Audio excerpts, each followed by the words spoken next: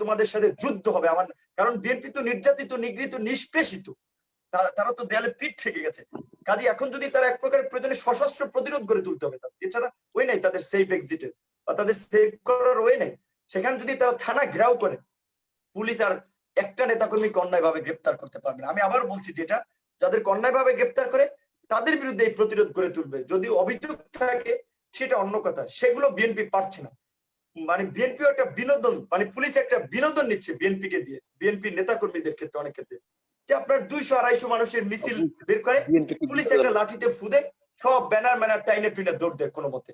ওই 200 মানুষ যদি 20 জন 25 জন পুলিশের সামনে দাঁড়ায় যায়, আপনারা কি বিএনপির সাথে মানে ট্রাই করেছেন কিনা যে যুগপৎ আন্দোলন করবার, বা বিএনপি যে এভাবে এটা করছে এটা ঠিক না, সুতরাং যেহেতু আপনাদের গোল এক, সরকারকে নামাবার, তার একসাথে কেন আন্দোলন করেননি আপনারা?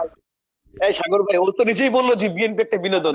আমার কথা শেষ করি সাইফুল ভাই, আমি আমার কথাটা একটু শেষ করছি, যে যেই কথাটি ধরেন আমরা কি করি, আমার সহযোদ্ধারা আপনার যেদিন আমাদের উপরে আপনার ওই যে মৎস্য ভবন মোড়ে গত সম্ভবত 20-21 সেপ্টেম্বর আমাদের উপরে হামলা চালাচ্ছে অতর্কিত ভাবে, এবং মিথ্যা কথা বলবো না, আমরা একবারে মাইর খাই নাই, আমরা প্রতিরোধ করার চেষ্টা করেছি। এবং এই প্রত্যেক মিছিলে যখন পুলিশ আমাদের দিকে তেড়ে আসে, আমরাও তেড়ে যাই, যে আসবে আসো, আমি তো তোমার গায়ে যাই নাই ভাই, তোমাকে তো আমি রেসপেক্ট করি, তুমি আইনের লোক, তুমি কেন আমাকে টাচ করবা, তুমি কেন লাঠি দিয়ে আমার গায়ে হাত তুলবা, তোমার তো অধিকার সংবিধান দেয় নাই, তোমার আইনে নাই, তুমি কেন আমার গায়ে হাত তুলবা। তো পুলিশও দেখে যে এদেরকে পিটাইতে হইলে এরাও দুই একটা দিতে আসবে, কাজে সেটা একটা রণক্ষেত্র পরিণত একটা বিশৃঙ্খলা তৈরি হয়। লোক অল্প থাকতে পারে কিন্তু চাঙ্গা, কিন্তু শক্তিশালী, মানে মনোবল কিন্তু চাঙ্গা থাকে, যে না মায়ের শুধু খাবো না, মায়ের দিতে আসলে 2-4টা দেবো। নানান দিক থেকে আমি মনে করি আমাদেরকে অযথা ডিস্টার্ব করে না। এবং আরেকটা কৌশল, যেটা এটা বলা উচিত না, ভয়ে ভয়ে টাচ করেনি, জি, এটাই আপনি বোঝাতে চেয়েছেন। আমি আরেকটা বলছি যে, এবং আরেকটা জিনিস, বিশেষ করে ছাত্র নেতা হিসেবে আমাদের যে গণমানুষের যে একটা সিম্প্যাথি আছে, সমর্থন আছে, এবং সেটা আপনারা দেখেছেন বিভিন্ন সময়, সেই ডাকসু হামলা থেকে যখন বিভিন্ন সময় আমাদের বিরুদ্ধে হামলা হয়েছে, মামলা হয়েছিল, আমরা কৃতজ্ঞতা এবং ধন্যবাদ জানাই দেশের সাধারণ মানুষ, ছাত্র জনতাকে, দলমত নির্বিশেষে তারা আমাদের পাশে এসে দাঁড়ায়। যেমন আপনি দেখেন ডাকসুতে যে বর্বর হামলা হয়েছিল 22শে ডিসেম্বর, সেই ডাকসু হামলা রব্বাই থেকে শুরু করে মান্না ভাই, আওয়ামী লীগ, বিএনপি, বাম, ডান, এমনকি আওয়ামী লীগের বর্তমানের আপনার সভাপতি সেটা ছাত্রলীগের জয় লেখক সহ জাহাঙ্গীর কবির নানক কিংবা আফম বাহাউদ্দিন নাসিমও দেখতে গিয়েছিল। কাজে তারা আপনার একটা কিন্তু চিন্তা করে যে এদের প্রতি একটা জনসমর্থন আছে, সুতরাং যা ইচ্ছাতে এদের সাথে আবার করা যাবে না, এটাও একটা ফ্যাক্ট। এবং আর একটা ফ্যাক্ট হচ্ছে আমাদের কর্মসূচির কৌশল।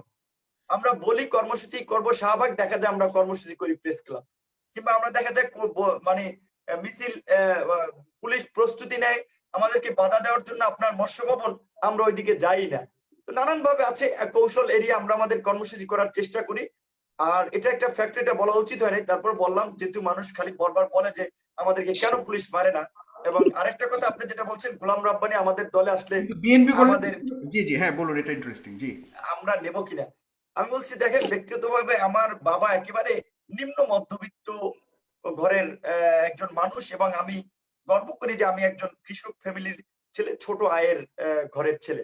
তো মাসুদ খান ভাই শুরুতে একটা কথা বলেছিলেন, আমি বিনয়ের সাথে সেই কথাটাকে মানে দ্বিমত পোষণ করছি। তার ধারণা থাকতে পারে একজন মানুষকে নিয়ে, যে তিনি বলছেন যেহেতু একটা রাজনৈতিক দল করি, সাহস আছে, টাকা পয়সা বোধহয় হয়তো আছে, কিন্তু বাস্তবিক অর্থে ওইভাবে নাই। কারণ আমি এর আগে লাইভে দেখিয়েছিলাম, আমি যে একটা রাজকীয় বাসায় থাকি, 14,500-14,000 টাকার মতো ভাড়া, এবং নিজে যে লাইফ লিড করি খুবই সরল ভাবে, সুতরাং বিলাসিতা বা টাকা পয়সা থাকলে সেটা চলাফেরায় কিছুটা প্রতিফলন ঘটতো। আর রাজনৈতিক দল, আমরা একটা প্ল্যাটফর্ম তৈরি করতে চাই, যেটা হচ্ছে এই বাংলাদেশের পরিবারতান্ত্রিক রাজনীতির বিপরীতে একটা গণতান্ত্রিক রাজনৈতিক প্ল্যাটফর্ম, এবং বাম ডান এর বিপরীতে একটা মধ্যম পন্থার একটা প্ল্যাটফর্ম, যারা একেবারে বামদের মতো মানে যেটা বলে কট্টর কোনো আদর্শ হবে না, কিংবা ডানদের মতো আবার একেবারে তথাকথিত উদার কোনো আদর্শ হবে না।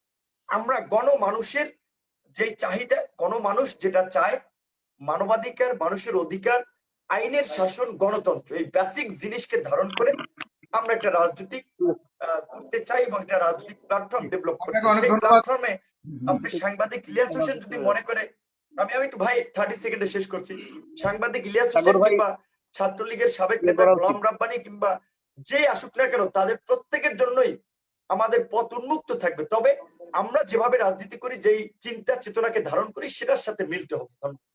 জি, আপনাকে অনেক ধন্যবাদ, সুন্দর কথা বলেছেন। ধন্যবাদ। আমি বলবো, আপনি আপনার কাছে যে দর্শকরা প্রশ্ন করে গেছে সেটাও বলবেন, কিন্তু এই ফাঁকে আরেকটা দুঃখের খবর হলো যে আচ্ছা ওইগুলো নিয়ে বলবো আমি আমি একটা সেকেন্ড জি, রাব্বানি ভাই এক্ষুনি দিচ্ছি। আমার এই লাইভটা ইন্টারাপ্ট হয়েছিল 5 মিনিটসের জন্য, একটু ডিসকানেক্টেড ছিল, আমি আবার রিকানেক্ট করে এটাকে আবার চালু করেছি। আপনারা যারা আছেন, ইলিয়াস ভাই, আপনাদেরকে আবারও আমি লাইভের লিঙ্কটা দিয়েছি, সরাসরি লাইভের লিঙ্কটা আপনারা দয়া করে আপনাদের টাইম লাইনে দিয়ে দিবেন, কারণ মানুষ আমাকে বারবার নক করছে যে হঠাৎ করে বন্ধ হয়ে গেছে, বন্ধ হয়ে গেছে। তো এটা 5 মিনিটসের জন্য ইয়ে ছিল, আবারও চালু হয়েছে। জি, গোলাম রাব্বানি, আপনি বলবেন দয়া করে, আমি সবাইকে পাঠিয়েছি। আচ্ছা এটাকে প্রায় আনপেড জুমে করছিলেন, কেটে গেল কেন? আনপেড জুমে সবার কথা করছিলেন? শুন জানি সাগর না ভাই। আজকে আপনার আমাদের সরকার কি কিছু করলো কিনা। রাব্বানি ভাই আবার ফোন করে দিল কিনা যে বন্ধ করে দাও, ফেসবুকে একটু বন্ধ করে দিয়েছে। যাক, রাব্বানি ভাই আছে, আচ্ছা হবে না। দেখ, আমি আমি তাহলে সবার কথা শুনলাম এবং একদম শেষ থেকে শেষ কথা না, আমার সাবেক ভিপি সে নুরুল হক নূরের শেষ কথা দিয়ে আমি শুরু করব, যেখানে বলেছিলেন যে হ্যাঁ তার দলে বা সংগঠনে সবাইকে স্বাগতম যদি তাদের সঙ্গে মিলে। তো এখানেই তো প্যাচ যে আমাদের সাথে মিলে নাই, কারণ আমরা মাত্র দেখলাম যে ভিপি নূরের যে রাজনৈতিক দল, সেখানে একেবারে তার দলের লোকজনই ফান্ড গঠন নিয়ে টাকা মারার একটা অভিযোগ করলেন, যেটা তার নিজের দলের নেতা কর্মীরাই। তো যারা নিজের জনগণের বিশ্বাস নিয়ে তহবিল তসরুফ করে, তাদের সঙ্গে তো ভাই মিলবেই না, এটা তো খুব স্বাভাবিক। তো আরেকটা কথা হচ্ছে যে নদী কখনো সাগরে আসলে মানে সাগর কখনো নদীতে মিলে না, নদী গিয়ে কিন্তু সাগরে যায়, ঠিক আছে। উইথ প্রাউড বলি যে আমি বঙ্গবন্ধুর একজন আদর্শের কর্মী। গোলাম রাব্বানি নিজে একটা প্রতিষ্ঠান, সেটা ইতিমধ্যে প্রমাণিত হয়েছে যে এটা চেনা বামনের পৈতা লাগে না বা কোনো দল লাগে না, ঠিক আছে। দল ছাড়াই যদি আমি এই করোনা দুর্যোগে সারা বাংলাদেশে সবার চেয়ে বেশি কাজ করতে পারি, যদি কোন এমপি মন্ত্রী গোলাম রাব্বানি চেয়ে অর্ধেক কাজ করতে না পারে মানুষের জন্য মানবিক জায়গা থেকে, সেখানে গোলাম রাব্বানি কোনো দলের প্রয়োজন নাই, বঙ্গবন্ধুর আদর্শ থাকলেই এনাফ। ও এনিওয়েজ, তো যেটা নিয়ে বলছিলাম, প্রথমেই বলেছে আমার ওই মুন্নি আপার কথাটা, সেটা হচ্ছে যে তিনি বলেছেন নাম ফলক ভাঙা বা কবর ভাঙার কথা। প্রথমত হচ্ছে আমি এই ধরনের অপরাজনীতি বিশ্বাস করি না। ও আরেকটা কথা, শহীদ প্রেসিডেন্ট বলেছেন যে রক্ত হাতে চশমা চোখে খুনি কেমনে শহীদ হয়। তো প্রথমত এখানে আপত্তি, কখনো আমি তাকে শহীদ বলবো না, কারণ আমরা ইতিহাস পড়েছি, যারা ইতিহাস জানে না তারা সেটা বলতে পারে। কিভাবে তিনি তার পক্ষের লোকজন যারা তার হয়ে রেভলিউশন করেছেন, গণ অভ্যুত্থান করেছেন, বা তার পক্ষ হয়ে যে অফিসার গুলো রিস্ক নিয়েছেন লাইফের, তাদেরকে সেই প্রায় 5,000 অফিসারকে তিনি হত্যা করেছেন। প্রতিদিন 150 থেকে 200 সামরিক অফিসারকে তিনি ফাঁসি দিয়েছেন। তার পাশের সেলে যারা ছিলেন, গতকাল আমার সৌভাগ্য হয়েছিল তার একজনের সঙ্গে আমার কথা বলার, একদম তিনি সেই বিভৎস ঘটনা বর্ণনা দিয়েছেন। মানে শহীদ জিয়াউর রহমান কখনো শহীদ নন, সেটা আমি বলবো না। তিনি একজন ঠান্ডা মাথার কোল্ড ব্লাডেড মার্ডারার, এবং বাংলাদেশের রাজনীতিতে, ছাত্র রাজনীতিতে যত ধরনের নোংরামি, অস্ত্রের কালো টাকার প্রত্যেকটা এই নোংরামি প্রবেশ করিয়েছেন জিয়া।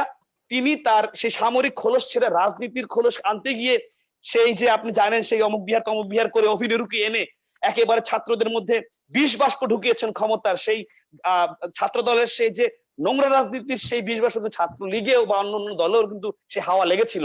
ওই ইতিহাসে আমি যাচ্ছি না। তো নোংরামি কারা শুরু করেছে ইতিহাস সবাই জানে। যেটা বলছিলেন যে গুড হিলের চট্টগ্রামের বাসায় আমাদের সাকা চৌধুরী বা তার বাবা, তার যে পরিবার, রাজাকার পরিবার, তারা যা করেছে, সেই ঘটনা জানার পরে, সেই ইতিহাস পড়ার পরে কেউ যদি দেখে, একজন সুস্থ স্বাভাবিক মানুষ মুক্তিযুদ্ধ পরিবার থেকে বিলং করে, সে যদি দেখে তার নামের পূর্বে লেখা শহীদ, তিনি মানবতা বিরোধী অপরাধের জন্য তাকে প্রচলিত আইনে বিচার হয়েছে, তিনি শাস্তি পেয়েছেন, সেটাকে শহীদ লেখা হয়েছে। একটা প্লাস্টিকের একটা ফ্রেম ছিল, সেখানে নাম লেখা ছিল শহীদ সাকা চৌধুরী।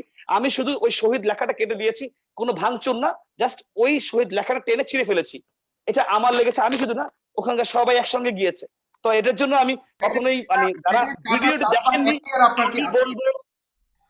আমি বলবো অবশ্যই ভিডিও দেখা, অবশ্যই মুক্তিযুদ্ধ চেতনায় বিশ্বাস করা একজন মানুষ কখনোই সাকা চৌধুরীর মতন আত্মস্বীকৃত রাজাকার এবং প্রশাসনের আপনি এই বাংলাদেশ কখনোই প্রশাসনের নয়, এই বাংলাদেশ 18 কোটি মানুষের।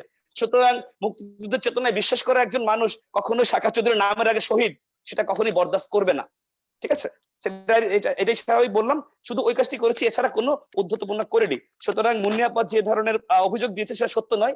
খালেদা জিয়া বা ব্যক্তিগতভাবে তারেক জিয়া বা বিএনপির কাউকে কখনোই অপমান অপদস্থ করার মতো কাজ আমি করিনি। ইভেন কি আপনার মনে থাকতে আজকে জানি না, সেই জ্বালাও পোড়াও বিএনপির আপনার 14 সালে যে গ্রেনেড মারা হলো, পেট্রোল বোমা মারা হলো, ছাত্র দলের কেন্দ্রীয় একজন সম্পাদক শাহাদাত ভাই, তাকে যখন পেট্রোল বোমা সহ ধরা হলো, গণপিটুনির হাত থেকে আমি তাকে রক্ষা করেছিলাম, রক্ষা করে নিজে আমি তাকে হাসপাতালে পৌঁছে দিয়েছি, এবং তিনি নিজে বলেছেন যে আমি তার লাইফ সেভ করেছি। তিনি ছাত্র দলের কেন্দ্রীয় সম্পাদক, সেটা জানার পরও তাকে জনগণ তাকে আগুনে পুড়িয়ে মারতে চেয়েছিল, তার হাতে যে পেট্রোল বোমা ছিল সেটা দিয়ে। সুতরাং আমি কখনো এই ধরনের রাজনীতি বিশ্বাস করি না।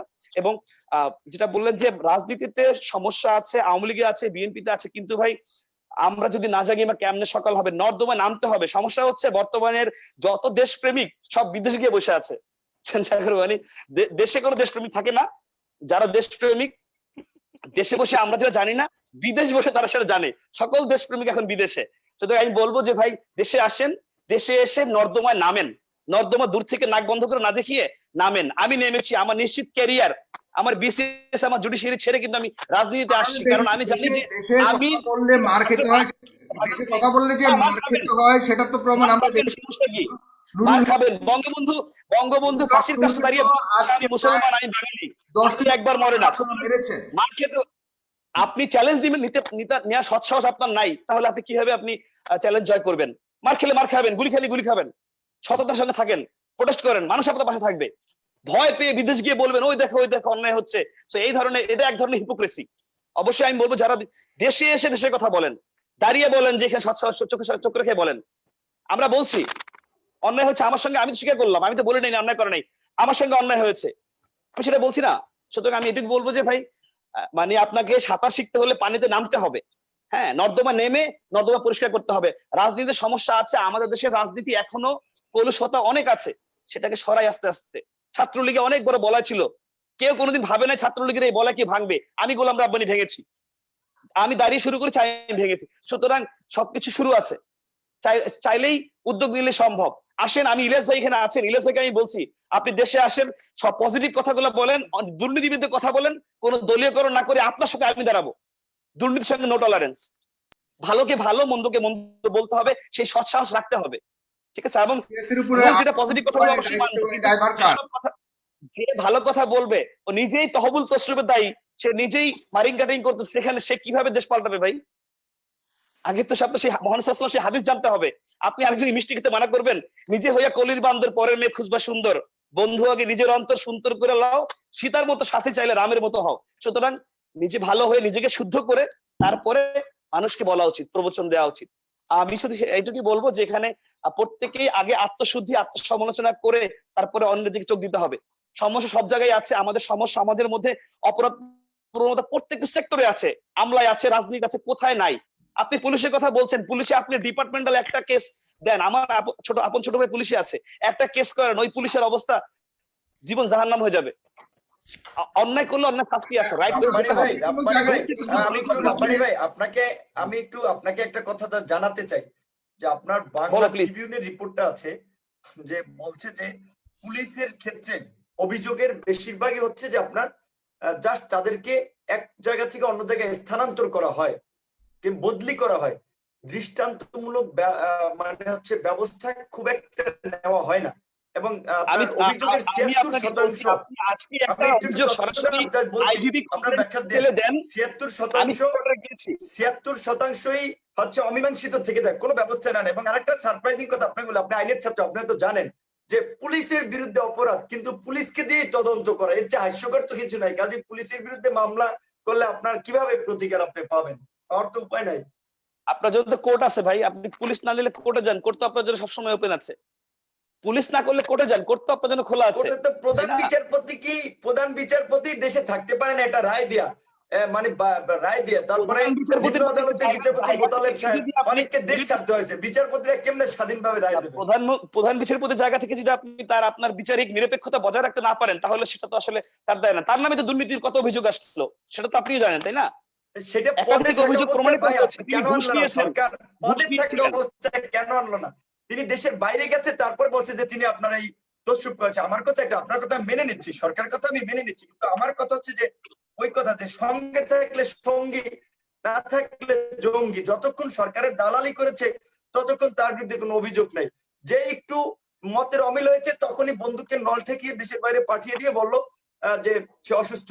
তারপরে বললো দুর্নীতি আছে। এই যে নাটক ভাওতাবাজি, আমি এগুলো তো আপনিও জানেন, আমরাও জানি, জনগণও জানে, কাজে এগুলো তো আসলে একদম সিম্পল কথা বলছি। এখানে ইলিয়াস ভাইয়ের কথাগুলো আমার কাছে খুব ভালো লাগছে, তিনি অনেক পজিটিভ কথা বলেছেন, আমাদের মাসুদ ভাই খুব পজিটিভ কথা বলেছেন। সুতরাং আমি এখানে অনেকেই দেখছেন, স্ট্রিমিং আছেন, সবার উদ্দেশ্যে বলবো যে সমস্যা আছে, এটা আমি কখনো অস্বীকার করছি না, কিন্তু সমস্যাটাকে ফেস করতে হবে। আমাদের বাঙালির একটা সমস্যা কিন্তু খুব কমন, যে আমরা ওই যে উটের মতো বালির মধ্যে মাথা গুঁজে বলি যে না সব ঠিক আছে, কাকের মতো চোখ বন্ধ করে বলছি যা কেউ দেখছে না।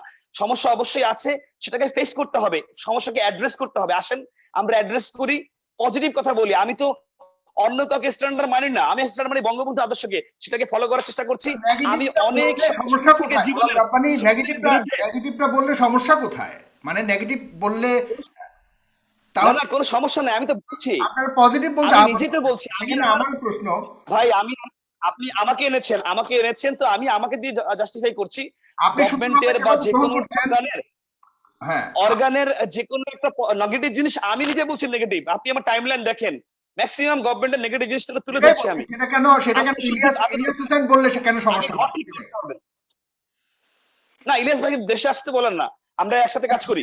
বলতে পারবে না, বিদেশ বসে দেশপ্রেমিক সাথে তো হবে না ভাই, দেশে আসতে হবে। আর দেশে বিদেশ বসে এমন এমন কথা বলেন, এমন এমন বিষয়কর তথ্য দেন, যেটা আমরা দেশে বসে প্রবাসে থাকা মানুষের সংস্থায় বাংলাদেশ চলে, প্রবাসের মতো ভাই চলে। অক্সফোর্ডের 3 বার শ্রেষ্ঠ টিচার, আমার পরিবার জানে না, এমন অবস্থা কিন্তু অনেক সময় হয়ে যায়।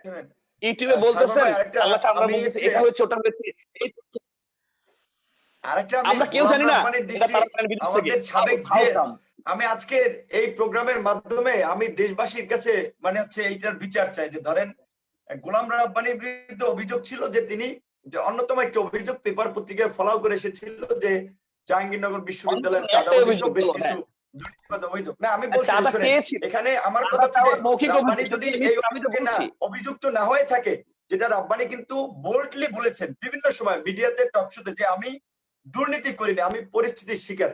আমি বললাম যে তাহলে রাব্বানিকে পদ থেকে সরাইলো, যে তার তো ব্যবস্থা নেওয়া উচিত, কেন রাব্বানিকে এই বলি হতে হলো? এবং সে রাব্বানি জিএস কিন্তু সে স্পষ্ট ভাষায় বলেছে যে জাহাঙ্গীরনগর বিশ্ববিদ্যালয়ের ভিসি ম্যাডাম, ওনার হাজবেন্ড, ওনার স্বামী দুর্নীতিতে জড়িত, অথচ তারা হচ্ছে সরকারের ঘনিষ্ঠজনদের বান্ধবী কিংবা আত্মীয় স্বজন হওয়ায় তাদের বিরুদ্ধে ব্যবস্থা নেওয়া হলো না।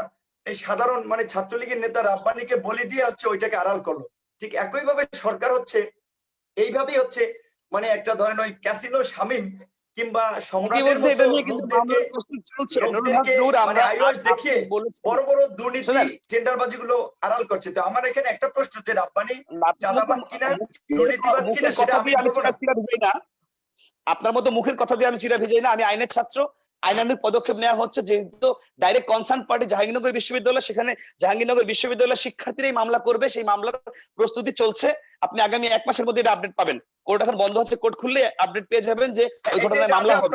আমিও আপনাকে চাই, না আমিও চাই যে আপনি এই অভিযোগ থেকে মুক্ত হন, এবং আপনি যেটা বলেছেন আপনি বলছি না যে আপনি ওখানে দুর্নীতি করেছেন, কারণ এগুলো গণমাধ্যমে এসেছে, এবং আপনি বলেছেন যে বিসি ম্যাডাম, ওনার হাজবেন্ড, ওনার ছেলের যদি। কিন্তু আমার প্রশ্নটা হচ্ছে সরকার কেন তাদের বিরুদ্ধে ব্যবস্থা নিল না?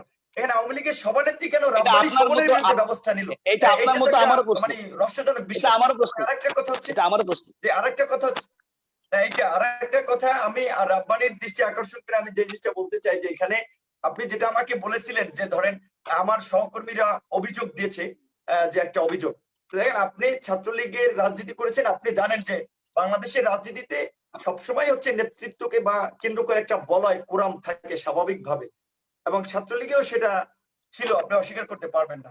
এবং বঙ্গবন্ধুকে আচ্ছা একটা মিনিট, আপনি যে অভিযোগ শুনেন, এক লাস্ট মিনিট, আপনি যে অভিযোগটা দেশরত্ন শেখ হাসিনার বিরুদ্ধে করছেন যে তিনি এককভাবে সব চালাচ্ছেন স্বৈরতন্ত্র, তাহলে আপনি আপনার দলে তো তার চেয়ে বেশি স্বৈরতন্ত্র করছেন। আপনি একক সিদ্ধান্তে নুরুল হক নূর ওয়ান ম্যান আর্মি শো দেখাচ্ছেন, তাহলে আপনার দল কোথা আসলো? আপনি তো সবই একা করছেন, তাহলে দেশরত্ন শেখ হাসিনা ওটা করলে ঠিক আছে, আপনি করলে সমস্যা। এই কথাটা আমি ক্লিয়ার করছি, ডাবল স্ট্যান্ডার্ড হয়ে গেল কিন্তু নূর ভাই।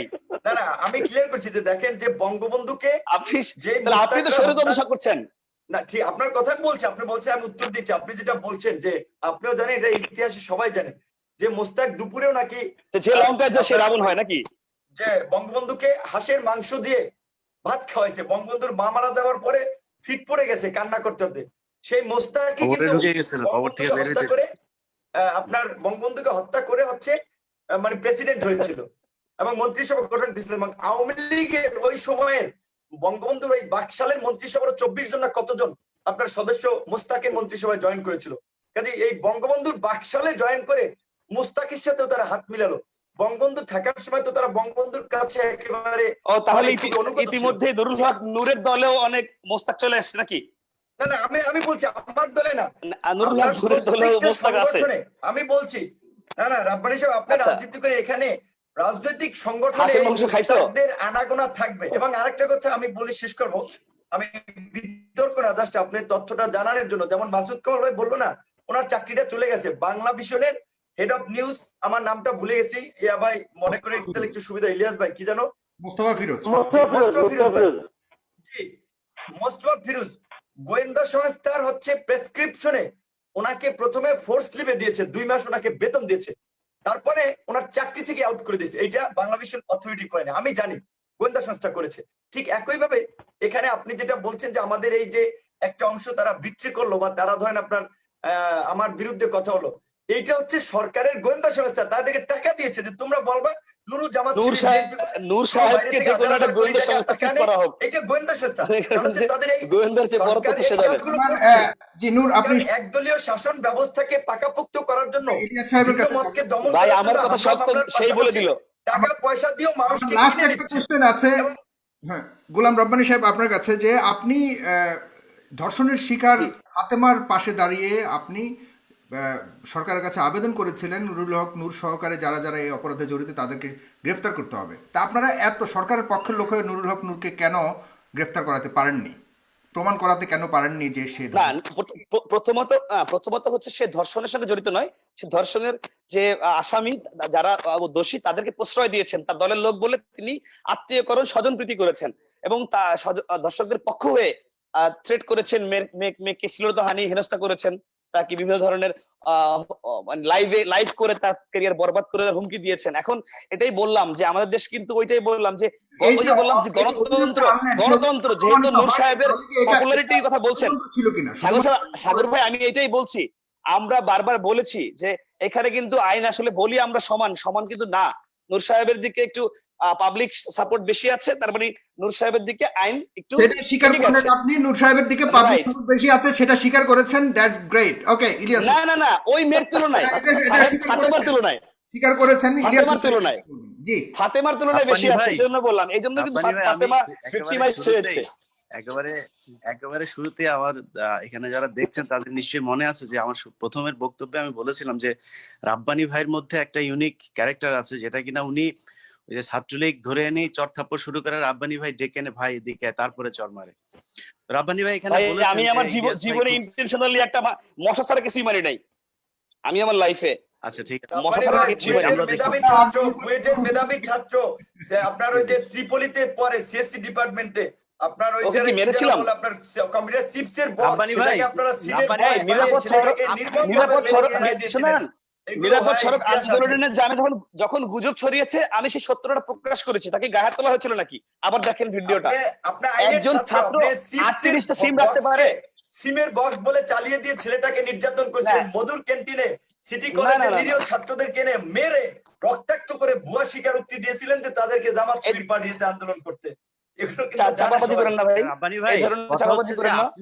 আপনি কেন মারবেন? আপনি সাধারণ সম্পাদক, আপনি কেন মারবেন? কিন্তু আপনার সময়কালে ছাত্রলীগ দ্বারা যতগুলো ঘটনা ঘটেছে সেটার দায়ভার আপনাকে নিতে হবে। আপনার সময় নুরুল হক আমার সময় ছাত্রলীগের ইতিহাসে যত পজিটিভ কাজ সব আমার সময় শুরু হয়েছে। করোনার সময় ছাত্রলীগ যত ভালো কাজ করেছে সব আমার সময় শুরু হয়েছে। প্রথম ধান কাটা, প্রথমে সেই ইতিবাচক কাজ যত আছে আপনি খোঁজ নেন, সব কাজ গোলাম রাব্বানী হাত দিয়ে শুরু হয়েছে। আমি ছাত্রলীগ না ভাই, আমি রাজনীতিতে নেতৃত্বে হামলা হয়, ডাকসুতে বিপিকে হত্যা করার জন্য জিএস এর নেতৃত্বে হামলা করা হয় এবং সন্ত্রাসীদেরকে পৃষ্ঠপোষকতা করে জিএস, এটাও একটা ঘটনা ঘটেছে ঢাকা বিশ্ববিদ্যালয়ের ইতিহাসে। এই ধরনের ভুয়া চাপাবাজি করেন না ভাই, এগুলা পাবলিক খায় না, এগুলো মানুষ জানে, ঠিক আছে? ডাকসুর মধ্যে আপনার অন্য দলের রাজনীতি প্রবেশ করিয়ে আপনি যে ধরনের নেতিবাচক কাজ করেছেন, যাই হোক আমার ছোট বন্ধুদেরকে আমি রাব্বানী ভাই মধ্যে আটকায় রাখছেন। আমি শুধু একটা কথা বলি সাগর ভাই, লাস্ট কথাটা বলি, আমার সাবেক ভিপি নূরের একমাত্র খেতাবাড়ি কম্বল সম্বল আছে হচ্ছে কি ছাত্রলীগের বিরুদ্ধে নিষেধাজ্ঞার, আওয়ামী লীগের বিরুদ্ধে নিষেধাজ্ঞার, কিন্তু প্রোডাক্টিভ কনস্ট্রাকটিভ কাজ মানুষ তো আশায় বাঁচে। জাতির কাছে এমন কোন আশার পিদিম বাতি সে কি দেখাতে পারছে যে নতুন দল করে সে একদম সবকিছু উল্টায় ফেলবে? Nothing, zero, a big zero.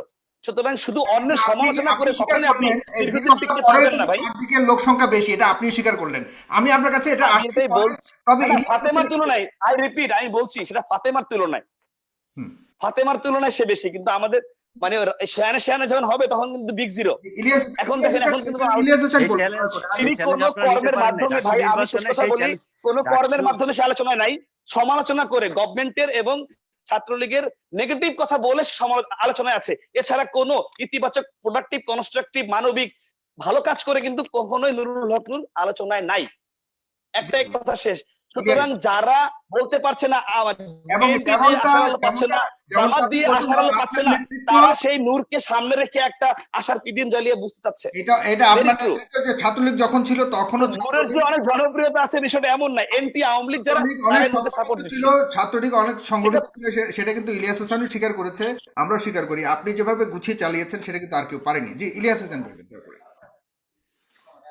জি, তো আমার ওই যে ভাই আজকে যেটা দিয়ে শুরু করলাম আর কি, আমি তো এখন ওই এই রাব্বানি ভাই কিন্তু ওই ক্যারেক্টারই আছেন। ধরুন প্রথমে বললেন যে ইলিয়াস ভাই অনেক সুন্দর করে কথা বলছেন, অনেক কিছুই বললেন, হ্যাঁ ইলিয়াস ভাইয়ের কথা খুব ভালো লেগেছে, কিন্তু আবার তার মাঝে কিন্তু আবার এটাও বলেছেন যে বাইরে বসে তারপরে না করে দেশে আসেন। হ্যাঁ, তো এখন সমস্যা হচ্ছে আমি কি জানেন? ওয়েলকাম সমস্যা জানিয়েছি, হচ্ছে যে রাব্বানি একসাথে ভাই, কাজ করি আসেন। আপনার তো ভাই রাব্বানি ভাই, আমি কিন্তু স্বীকার করছি যে আপনি যদি বাংলাদেশে এখন চান যে আমি ইলিয়াস, আমি ধরেন বাংলাদেশে থাকতাম, আমি যেইখানেই থাকি, আপনি যদি চাইতেন আমারে যা ইচ্ছা করতে পারতেন, স্বীকার করলাম। কিন্তু সমস্যা কি জানেন? ভাই আমরা তো একসঙ্গে কাজ করার জন্য আসছি, বলছি।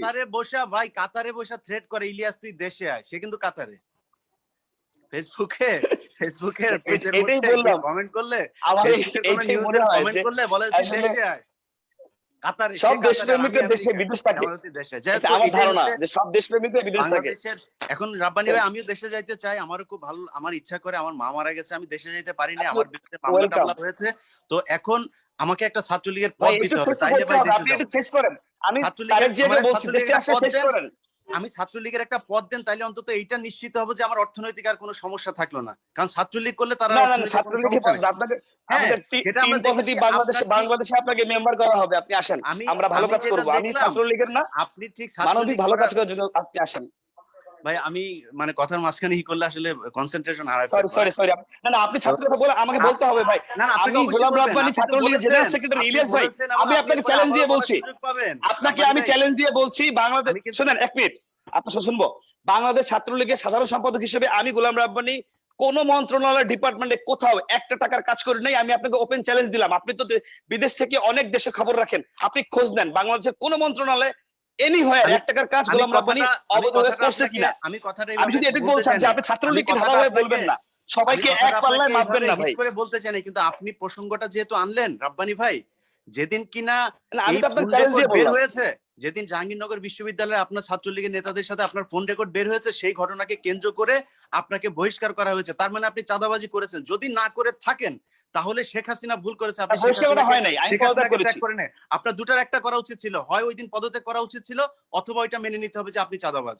দুইটার একটা মেনে নিতে হবে। আপনি কোনটা মানবেন? আপনি তো মানেন নাই কিছু। আপনি কি যেটা করেছেন, আইনের আপনাকে আইনের সরানোর পর আপনি আইনের করে মাধ্যমে, এসেছেন।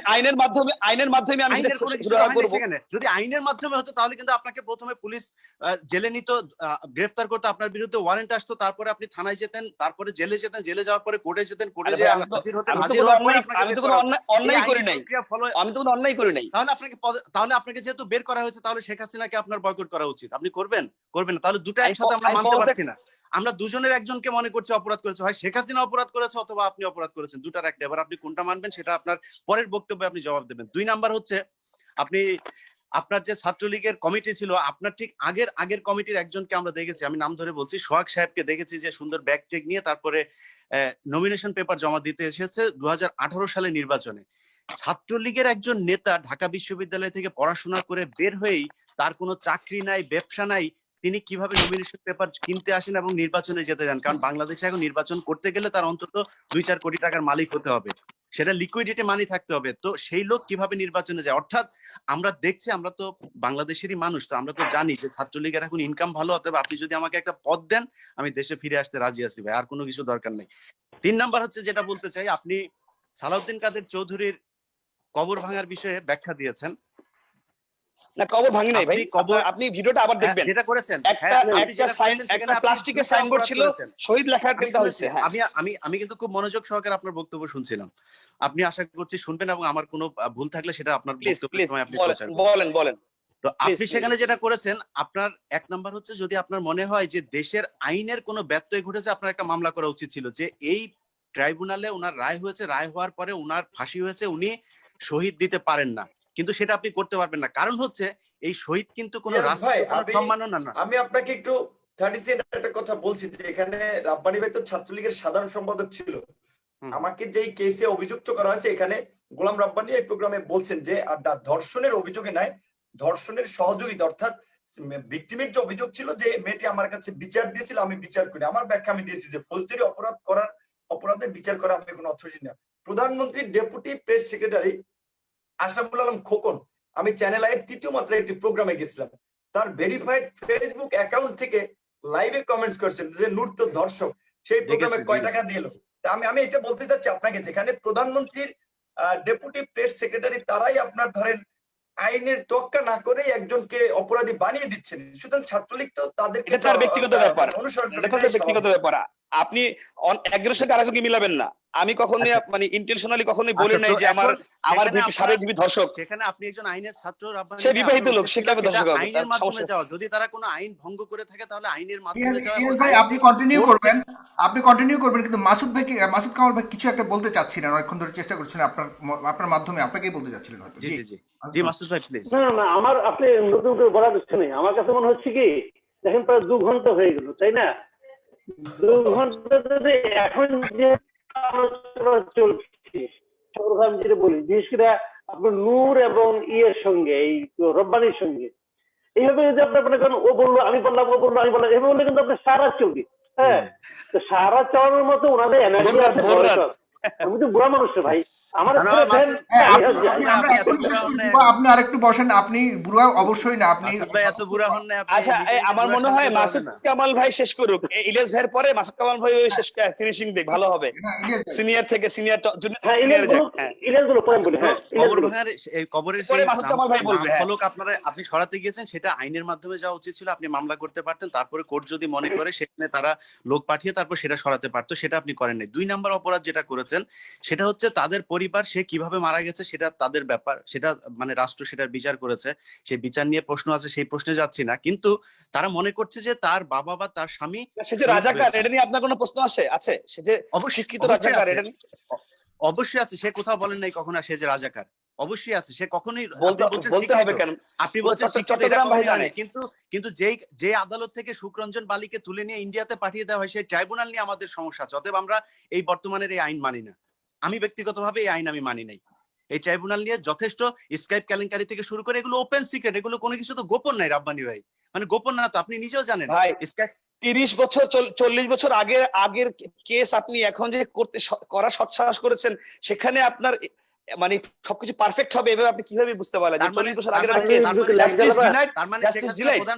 তার মানে প্রধানমন্ত্রী শেখ হাসিনা আপনার ইয়ে করবে, প্রধান বিচারপতিকে বলবে যে একটারে ঝুলাই দাও, যত তাড়াতাড়ি পারো একটাকে ঝুলাই দাও, প্রমোশন দিব, এটা বলবে?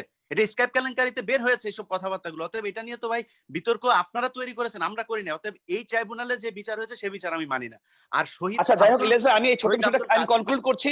আমি কিন্তু তারপরে বলে দুঃখ প্রকাশ করেছি যখন দেখেছি যে সেটা আমার ইন্টারেস্ট ছিল খুব সিম্পল, যে নামের আগে শহীদ কথাটা মানে ভালো লাগে নাই আমার কাছে, আমি সহ না আরো সবার সাথে, কিন্তু আমি দুঃখ প্রকাশ করেছি। এটা কিন্তু মুক্তিযুদ্ধের ওই ইয়ে না, সার্টিফিকেট না যে এটার জন্য আপনাকে ভাতা দিতে হবে। শহীদ লাগাইলে কিন্তু সরকারি কোনো ভাতা চায় না আপনার ছাত্রলীগের কাছে। এই ঘটনার জন্য আমি কিন্তু পরবর্তীতে আমি দুঃখ প্রকাশ করেছি। হ্যাঁ, পরবর্তীতে আমি এই ঘটনার জন্য দুঃখ প্রকাশ করেছি, তো অনেকের খারাপ লেগেছে। একজন মানুষ মারা গেলে আসলে কি থাকে না, রাইট? আমি বলেছি ইলিয়াস ভাই অনুভূতিতে আঘাত দিয়েছেন, আপনি তাদের ধর্মীয় অনুভূতিতে আঘাত দিয়েছেন, এটা করা ঠিক হয় না। কারণ কবর কিন্তু সবারই থাকবে, বাড়িঘর সবারই থাকবে। আমি দুঃখ প্রকাশ করেছি ইলিয়াস ভাই, আমি আবারও বলছি একজন জি। মানুষ মারা গেলে তার কিছু থাকে না, এই ঘটনার পরে আমি দুঃখ প্রকাশ করেছি যে অনেক এভাবে আসলে ধন্যবাদ অবশ্যই ভাই, ঠিক হয় নাই। অনেক ধন্যবাদ আপনার কাছে। এটা এই ধরনের আপনার কাছে অন্তত আমার এই ধরনের প্রত্যাশা ছিল যে আপনি অনেক আগে এটা নিয়ে আপনার এটা অ্যাপ্রিশিয়েট করি আমি আমরা।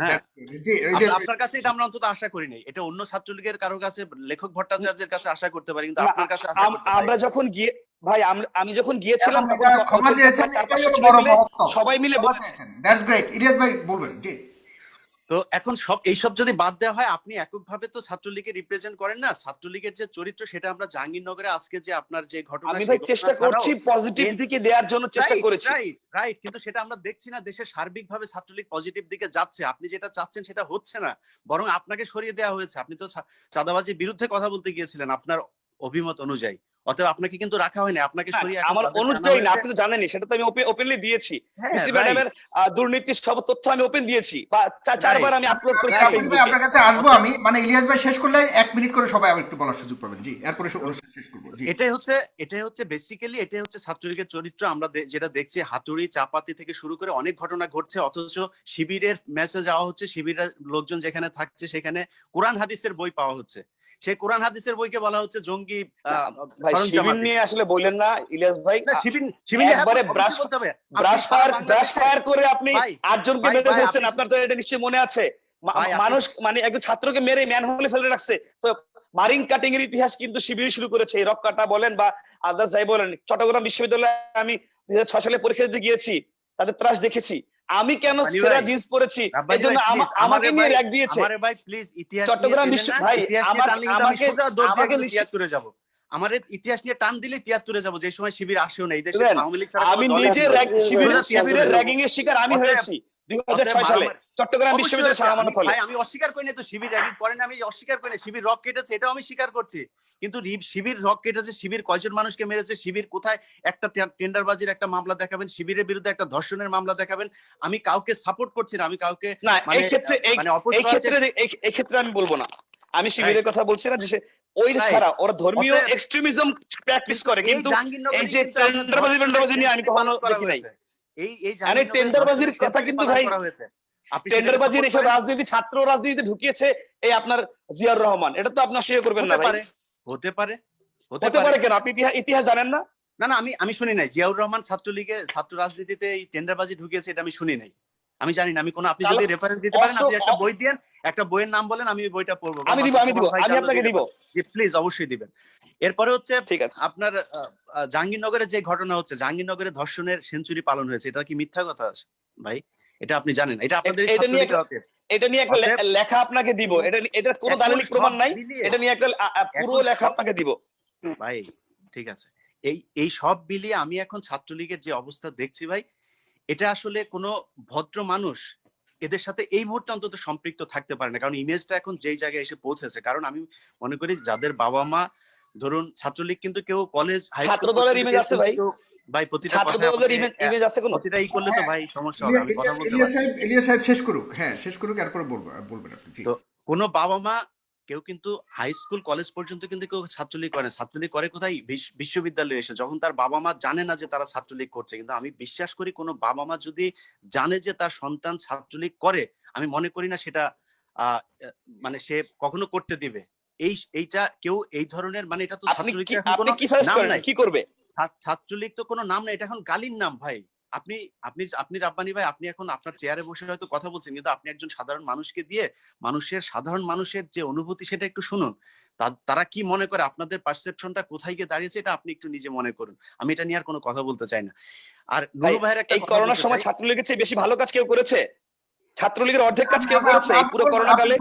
ভাই ছাত্রলীগের চাইতে ঘরে বসে ভাই ঘরে বসে কথা বলা আর মাঠে গিয়ে কাজ করা অনেক ডিফারেন্স।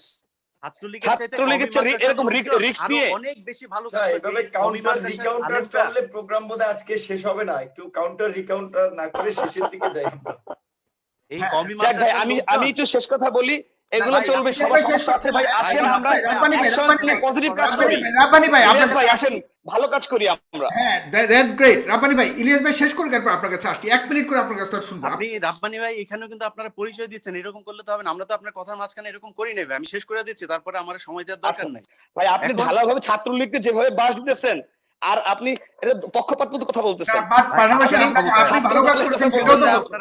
আপনি ভালো কাজ করছেন আপনার মতো করে, ছাত্রলীগের যা করছে সেটা বলছে, পাশাপাশি আপনি ভালো কাজ এখানে কিন্তু ছাত্র দলের একজন আসে নাই কিন্তু রাব্বানি ভাই। যদি ছাত্র দলের কেউ আসতো তার সাথে আমার কথা হতো, তার সাথে আমার প্যানেলে যদি থাকতাম তাহলে আমি তার ব্যাপারে কথা বলবো, সে আমার সমালোচনা করতো। আমার নিজেরও ব্যক্তিগতভাবে অনেক সমস্যা আছে, দোষ আছে, আমি অনেক সময় আপনার কাছে কথাবার্তা বলি। প্রত্যাশা বেশি আপনার কাছে, যে কারণে আপনার উপরে বেশি। আপনি সাগর দেখেন ভাই, রাব্বানি ভাই, শাসন করা তারই সাজে সোহাগ করেছে। এই কারণেই আপনার কাছে। ভাই আপনার চেয়ারটা দেখছেন, আপনার চেয়ারটা দেখে কিন্তু বোঝা যাচ্ছে আজকের প্রধান আকর্ষণ কিন্তু আপনি। অতএব আমরা কিন্তু সবাই আপনার কাছেই চাবো জিনিসগুলো, এটা কিন্তু বুঝতে হবে আপনাকে। এখন নূর ভাইয়ের একটা কথা বলি ভাই, আবার নূরের পেছনের ইয়েটা দেখেন, নূরের পেছনের পর্দাটা দেখেন, এটার দাম কিন্তু বেশি না, 1300 টাকা হবে।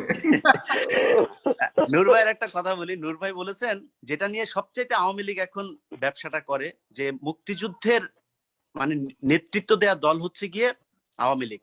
আমি ইতিহাসের পাতা থেকে কোট আনকোট কিছু কথা বলি। স্বাধীনতার দলিল পত্র 590-91 নাম্বার পৃষ্ঠা, সেখানে মাওলানা ভাসানী ঢাকায় একটা জনসভা করেছে এবং সেই জনসভায় তিনি 71 সালে সেই জনসভায় তিনি 3 লক্ষাধিক মানুষের সামনে, যেটা 7ই মার্চের যে ভাষণ সেটা কিন্তু শেখ মুজিবুর রহমানের ভাষণ, যেহেতু অনেক সুন্দর করে তিনি কথা বলতেন সেটা সামনে এসেছে, কিন্তু এর বাইরেও কিন্তু সরাসরি স্বাধীনতার ঘোষণা দিয়ে অনেক কয়টা ভাষণ আছে আপনার এই মাওলানা ভাসানীর। এর মধ্যে একটা প্রথম ভাষণ যেটা হয় সেটা হচ্ছে 1957 সালের 10 থেকে 12 ফেব্রুয়ারি পর্যন্ত কাগমারি সম্মেলন হয়। ঐতিহাসিক সেই কাগমারি সম্মেলনে তিনি পাকিস্তানকে বলেছেন যদি এরকম চলতে থাকে তাহলে আসসালামু আলাইকুম। মাসুদ কামাল ভাই আছে আমার সিনিয়র সাংবাদিক, আমার কোনো তথ্য ভুল হলে আমাকে বলবেন। তো সেখানে তিনি বলার পরে সেই বছরেই 25শে জুলাই রূপমহল সিনেমা হলে ভাসানীকে নতুন দল গঠন করতে হয়েছে। কেন জানেন? কারণ ভাসানী তখন এই আওয়ামী লীগে ছিলেন এবং তাকে রাখতে দেওয়া হয় নাই। কেন? তিনি স্বাধীনতার কথা বললেন, এই জন্য তাকে দলে রাখা হয় নাই। তিনি বের হয়ে এসে তারপরে এই রূপমহল সিনেমা হলে 25শে জুলাই 1957 সালে নতুন দল গঠন করলেন। সেই দলের থেকেই তিনি ন্যাপ, এই তারপর থেকেই সেই ন্যাপ চললো। অতএব ভাসানী কিন্তু এরপরে যুদ্ধের কথা বলা হয়েছে। তারপরেরটা বলি, এরপরে শেখ মুজিবুর রহমানের সাহেবের সাথে ভাসানী সাহেবের অনেক ধরনের দ্বন্দ্ব হয়েছে, অনেক কিছু, এগুলো ইতিহাসের সবকিছু আপনারা জানেন। সবশেষ যেটা ডকুমেন্ট সেটা বলি, সেটা হচ্ছে শারমিন আহমেদের, যিনি তাজউদ্দিন আহমেদ সাহেবের মেয়ে, তিনার বই নেতা ও পিতা বইয়ের 45-46 নাম্বার, 2টা পৃষ্ঠার মধ্যে খুব স্পর্শকাতর কয়েকটা বিষয় লেখা আছে। এর মধ্যে একটা হচ্ছে তাজউদ্দিন আহমেদ, নূরজাহান মোর্শেদ, তারপরে হচ্ছে ব্যারিস্টার আমিরুল ইসলাম, ইনারা বেশ কয়েকজন গিয়েছিলেন 25শে মার্চ রাতে, যে মুজিব সাহেব আপনি যেহেতু বঙ্গবন্ধু আপনি যেহেতু এই এখন আমাদেরকে যেহেতু আলাদা হয়ে যেতে হবে, আমাদেরকে একটা বাসা ঠিক করা ছিল, যে বাসাতে তারা থাকবে গোপনীয়ভাবে এবং সেখানে থেকেই মুক্তিযুদ্ধ নিয়ন্ত্রণ করবে, পরিচালনা করবে। কিন্তু শেখ মুজিবুর রহমান সাহেব 25শে মার্চ এসে তিনি বললেন আমি যাব না। এরপরে বললো ওকে ঠিক আছে, আপনি যেহেতু যাবেন না, আপনি যেহেতু গ্রেপ্তার হবেন, তাহলে আমাদেরকে এই স্বাধীনতা ঘোষণাপত্র এটা আপনি পড়ে শোনান। আমাদের টেপ রেকর্ডার নিয়ে গিয়েছে, টেপ রেকর্ডারে পড়েন। আমি কিন্তু ইতিহাসের বই থেকে বলছি, ওনার বইয়ের 45-46 নাম্বার পৃষ্ঠা পড়লে আপনারা এগুলো পাবেন। সেখানে তিনি বলছেন না আমি টেপ রেকর্ডারে বক্তব্য দিব না। তারপরে বললেন যে ঠিক আছে তাহলে এটা একটা সিগনেচার করেন। তিনি বলেছেন আমি সিগনেচার করব না। তিনি বললেন যে তোমরা সবাই যাও, নাকে তেল দিয়ে ঘুমাও, 27 তারিখে হরতাল। অর্থাৎ যেই 26 তারিখে শহীদ প্রেসিডেন্ট জিয়াউর রহমানের ভাষণের পরে যুদ্ধ শুরু হলো, সেই যুদ্ধটা কিন্তু শুরু হওয়ার কথা ছিল না। অনেকে বলছেন যে উনি ওনার পক্ষে, উনি সেটা ভদ্রতা দেখিয়েছেন, কিন্তু উনি না বললেও পারতেন। 27 তারিখ হচ্ছে হরতাল ছিল শেখ মুজিবের ঘোষণা অনুযায়ী। অতএব এই স্বাধীনতার নেতৃত্ব দেওয়া নিয়ে অনেক ধরনের প্রশ্ন আছে। সেই বইয়ের 196 নাম্বার পৃষ্ঠায় ব্যারিস্টার আমিরুল ইসলামের একটা সাক্ষাৎকার ছাপা হয়েছে। সেখানে তিনি বলছেন যে শেখ মুজিব সরাসরি, আমি কোট আনকোট পড়ছি এই লাইনটা, শেখ মুজিব সরাসরি মুক্তিযুদ্ধের সাথে কোনো লিংক রাখতে চাননি। উনি হয়তো একটি নেগোসিয়েশন চাচ্ছিলেন। শেখ মুজিব জানতেন তাকে হত্যা করা হবে না, সেজন্য তিনি গ্রেপ্তার হয়েছিলেন। কোট আনকোট বললাম রাব্বানি ভাই, আমি কিন্তু আমার লেখা বই পড়ছি না, তাজউদ্দিন আহমেদ সাহেবের মেয়ে শারমিন আহমেদের বইতে পড়ছি। সব শেষ আমি ওই যে আমার সেই দর্শকের বক্তব্যের প্রশ্নটা উত্তর দিতে চাই, যে কুষ্টিয়াতে যে ভাস্কর্য ভাঙা হয়েছে, আর যে সেই কুষ্টিয়া জেলার এসপি যে বক্তব্য দিয়েছে সেটা নিয়ে ওনার একটা আক্ষেপ ছিল। ভাই, কুষ্টিয়া জেলার যারা এখন এই যে এই বয়সের যারা এসপি, তারা সবাই কিন্তু ছাত্রলীগ থেকেই গিয়েছে। তো এই ব্যক্তি সেখানে যে আছেন খুব নিজেদের লোক, সেটা কিন্তু সরকার আগে থেকেই জানতো বলেই সেখানে শেখ মুজিবুর রহমানের ভাস্কর্যটা ভাঙা হয়েছে। শেখ মুজিবের ভাস্কর্য যে কোনো মাদ্রাসা ছাত্র ভাঙে নাই, সেটার প্রমাণ হচ্ছে ওই ভাস্কর্য যারা ভাঙতে যাচ্ছিল তাদের পেছনে পেছনে সিসি ক্যামেরা হাঁটছিল। এটাই হচ্ছে সবচেয়ে বড় প্রমাণ। এই পৃথিবীতে এখন পর্যন্ত এরকম সিসি ক্যামেরা আমি দেখি নাই যে যারা ভাঙতে যাচ্ছে তাদের বাড়ি থেকে শুরু করে ফলো করে একেবারে ভাঙা পর্যন্ত ফলো করেছে, এবং সুন্দর করে কোনো দিকে তাকায় না। হাতুড়িও সেই জায়গায় রেডি ছিল, হাতুড়ি দিয়ে। তো এখন হাতুড়ি কাদের জাতীয় প্রতীক সেটা তো আমরা জানি। অতএব এটা নিয়ে তো কথা বলার কিছু নেই ভাই। যাই হোক রাব্বানি ভাই, আমার কথা আপনার কথা শেষ হলে আমি নুরুর কাছে যাচ্ছি। এবার রাব্বানি ভাই আচ্ছা আমি কিন্তু আর বলবো না, আমি আলিয়াস ভাই বলছি যে রাব্বানি ভাই আপনি কি আমি কিছু বলবো না। ভালো হতো নুরের 1-2 মিনিট কথা শুনে আপনাকে আমি শেষ করতে দিব আজকে। আপনি সবার প্রশ্ন উত্তরটা দিয়ে, সবাই তো আপনার উপরে ইয়ে হচ্ছে, আমি আছি আপনার সাথে, নো প্রবলেম। নূর কিছু বলতে চাচ্ছেন এরপরে ইয়ে নূর সাহেব তো বলেছেন শেষ, এটাই তো শেষ পার্ট নাকি? শেষ, একদম শেষ। হ্যাঁ তাহলে ওইভাবেই বলে ফেলেছি। এখন মোট কথা হচ্ছে এতক্ষণ আমরা অনেক বিতর্ক করলাম, এটা রাব্বানি ভাই জিএস ডাকসুর তিনিও স্বীকার করেছেন ছাত্রলীগের মধ্যেও খুন খারাপি, মারামারি, কাটাকাটি, চাঁদাবাজি, টেন্ডারবাজি কম বেশি আছে। আওয়ামী লীগ যা করছে এটাও ঠিক না, তিনি স্বীকার করছেন। এবং একজন সুস্থ মানুষের পক্ষে, বিবেকবান মানুষের পক্ষে এটা অস্বীকার করা হয়নি। ঠিক সেম ঘটনা বিএনপিতেও আছে। তবে এটা ঠিক যে আওয়ামী লীগ ইতিহাসের সমস্ত জঘন্যতাকে, বর্বরতাকে, নেতৃত্ব নিয়ে কিন্তু একটা প্রশ্ন নির্লজ্জতাকে তারা একটানা আপনার দলে একক নেতৃত্ব দিচ্ছেন, সেটাও বা কিভাবে ভবিষ্যতে কি সেটা দিয়ে যাবেন? জি জি জি, যেটা বলছেন যে সেটা আওয়ামী লীগের এই মানে হচ্ছে নির্লজ্জতা, বর্বরতা এবং মানুষের উপরে জুলুম নির্যাতন, এটা ইতিহাসকে ছাড়িয়ে গেছে। যেহেতু এরশাদ সবচেয়ে মানে লং টার্ম ক্ষমতায় ছিল, সামরিক শাসক, সেও এত দীর্ঘমেয়াদে ক্ষমতা থাকে নাই যেটা আওয়ামী লীগ এখন আছে। কিন্তু ক্ষমতায় থাকার জন্য তারা এগুলো করছে। এবং আজকের একটা জিনিস আমি আমার ডাকসুর জিএস তাকে আমি, সে যাই বলুক, তার ওই কথাটার জন্য ধন্যবাদ জানাই যে মানুষ যখন নিজের পাপ উপলব্ধি করতে পারে যে আমার যখন ক্ষমতার দাপট ছিল আমি এই পাপটা করেছি। তিনি সাকা চৌধুরীর কবরের ধরেন ওইটা ভাঙচুর করেছে, তিনি কিন্তু দুঃখ প্রকাশ করেছেন যে না, মরার পরে আর আসলে তার বিষয়ে কিছু তখন না, এটা তখনই করেছে। ইসলামিক মূল্যবোধে যেটা একজন মানুষ শত অপরাধ করলো, মরার খবর শুনলে বলে আল্লাহ তাকে মাফ করুক, বেস্ট নসিব করুক। সুতরাং আজকের যে আমি বলবো যারা বঙ্গবন্ধু শেখ মুজিবুর রহমানের মতো বঙ্গবন্ধু শেখ মুজিবুর রহমান এবং জিয়াউর রহমান, একজন মুক্তিযুদ্ধের সেক্টর কমান্ডার, স্বাধীনতা আন্দোলন সংগ্রামের একজন অন্যতম নেতা, তাদেরকে যে নোংরা বিতর্ক করে, এই মানুষগুলো কোন মস্তিষ্কের আমি জানি না। কারণ কেউ বলে জিয়া পাকিস্তানের এজেন্ট ছিল, আবার বঙ্গবন্ধুকে পাকিস্তানের এজেন্ট বানায়। কতটুকু বিকৃত মস্তিষ্কের মানুষ হলে এইভাবে কথাগুলো বলতে পারে? আমি এখানে ইলিয়াস ভাই অনেক ব্যাখ্যা বিশ্লেষণ করেছে, তার কথার একটা কথা বলতে চাই। আমি কোটা সংস্কার আন্দোলন একটা নেতৃত্ব দিয়েছিলাম, আমার একটা ছোট্ট এক্সপিরিয়েন্স আছে, আমি একটু আপনাদের সাথে শেয়ার করতে চাই। 2 মিনিটের বেশি হলে একটু নিন, এটা জাস্ট একটা ঘটনা বোঝার জন্য।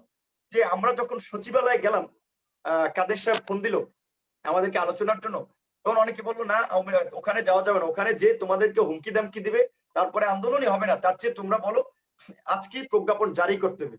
তো আমরা একটা জিনিস চিন্তা করলাম যে দেখেন আমাদের উদ্দেশ্যটা ছিল কোটা সংস্কার আন্দোলন করা। কাজী সরকার যেহেতু আমাদের প্রতি পজিটিভ থেকে আমাদের সাথে আলোচনা করতে চায়, যে দেখি না কি হয়, তো সেই ভরসা থেকে আমরা গিয়েছিলাম। সেখানে যাওয়ার পরে আমাদের নেতৃত্বের একটা অংশ আমাদের প্রতি বিক্ষুব্ধ হয়েছিল যে তোমরা কি জন্য 1 মাস সময় নিলাম। দেখেন আমরা কিন্তু ভালো উদ্দেশ্যে আপনার সময় নিয়েছিলাম যে না, যেহেতু সরকার বলেছে এটা বিচার বিশ্লেষণ করে 1 মাস পরে তারা প্রজ্ঞাপন দিবে, আমাদের দাবি মেনে নেবে, আমরা ভালো চিন্তা ভাবনা থেকে। কিন্তু তারা যে আমাদের সাথে এভাবে গেম খেলবে, নোংরা রাজনীতি করবে, যে আমাদের দাবি না মেনে পরবর্তীতে আন্দোলন করলে আপনার লাঠি পেটা করবে এবং আন্দোলনের হাইপটাকে নষ্ট করা, এটা তো আমরা বুঝতে পারিনি, কারণ আমরা তো এত ম্যাচিউর সময় হয়নি। তো সেটা সরকার নষ্ট করেছে। তো তাহলে দেখেন এখন দুইটা পক্ষ, আমরা সচিবালয়ে গেলাম কারণ আমরা সরকারের সাথে সংঘর্ষ চাইনি, আমাদের জায়গা থেকে আমরা ঠিক, আবার ছাত্র নেতাদের যে অংশটা বিরোধিতা করেছিল তারাও কিন্তু তাদের জায়গা থেকে ঠিক। কাজে আমার মনে হয় এই বক্তব্যটা বিভিন্ন জায়গায় আসে, তো এই কারণে আমার একজন সচেতন মানুষ হিসেবে আমার কাছে মনে হয় বঙ্গবন্ধুকে ঠিক অনেক নেতৃবৃন্দ ধরেন বলতে চেয়েছিলেন যে আপনি আজকে স্বাধীনতার ঘোষণা দেন, আপনি লিখিত দেন। আমার মনে হয় হয়তো উনি কোনো দূরদর্শিতা থেকে আসলে উনি এটা বুঝাতে হয়তো উনি করতে চেয়েছিলেন যে টাইম অনুযায়ী লিডার টাইম অনুযায়ী ডিসিশন নেবে, প্রেক্ষাপট অনুযায়ী ডিসিশন নেবে। কাজে সেজন্য হয়তো তিনি কালক্ষেপণ করতে পারে, সেটাকে আমরা এভাবে দেখতে পারি। ইলিয়াস ভাই সঠিক তথ্য একেবারে বই রেফারেন্স দিয়েছে, তার আলোচনাকে আমি খুব এপ্রিসিয়েট করি, তথ্য সহ তিনি দিয়েছেন। আমি জাস্ট উপলব্ধি থেকে একটা ঘটনা কানেকশন করলাম। আর সর্বশেষ যে কথাটি বলবো, এখানে যেমন রাব্বানী ভাই আজকে সাকা চৌধুরীর আগে তিনি ক্ষমা চেয়ে দুঃখ প্রকাশ করেছেন কিনা আমি জানি না, তবে আজকে আমি শুনলাম উনি দুঃখ প্রকাশ করেছেন। ঠিক একই ভাবে আমি আপনাদেরকে এই প্রোগ্রামের মাধ্যমে জানি, আমাদেরকে যারা পুরা সংস্কার আন্দোলনে হামলা মামলা করেছিল ছাত্রলীগের যেই নেতা কর্মীরা, তারাও আমাদের কাছে ক্ষমা চেয়েছিল যে ভাই আমরা আমরা আসলে অন্যায় করেছি, তোদের সাথে জুলুম করেছি, তোরা মাফ করে দিস ভাই, তোরা যা করতেছিস এইটাই ঠিক। ঠিক একই ভাবে আজকের জয় লেখকরা মামুনুল হকদের মতো আলেমদের নিয়ে যেভাবে গালিগালাজ দিচ্ছে না, এই পদ পদবিটা চলে যাক, 2 দিন পরে মামুনুল হকের সাথে দেখা বললেও বলবে হুজুর মাফ করে দিন, আমরা অনেক পদের কারণে রক্ত গরম পদ আরেকটা যেন উপরে পাই নেতাদেরকে দেখানোর জন্য আমরা হয়তো অনেক কথাবার্তা বলেছি। কারণ হচ্ছে মানুষ যখন ক্ষমতায় থাকে অন্ধ হয়ে যায়, মোহে অন্ধ হয়ে যায়।